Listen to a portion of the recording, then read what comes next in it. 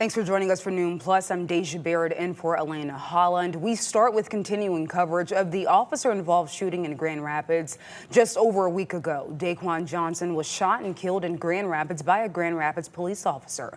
Well, the local NAACP hosting a press conference this morning along with community leaders. And that's where we find our 13 on your side, Callie Lichter, at that press conference earlier. And she has more on what the group is asking of the Grand Rapids Police Department. Callie?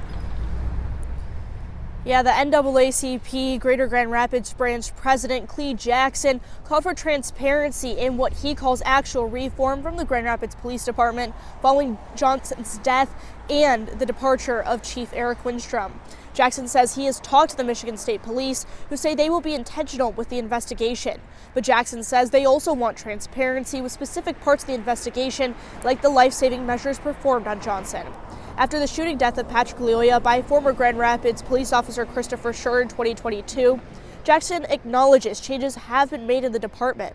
But he and other leaders with the NAACP Grand Rapids say these changes focus on the what, which feels like checking boxes. They want to see the how, meaningful change that may come down to leadership. To confront the culture of policing, we must ask the hard questions. Will policy reform alone bring about change?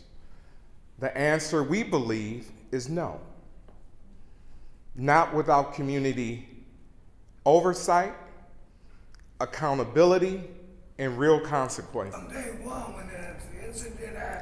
The NAACP Grand Rapids also has a list of demands following the shooting, including releasing all body camera footage relating to the incident, which Chief Windstrom says the department would not do during the investigation, and having City Manager Mark Washington hold off on finding a new chief unless certain demands are met.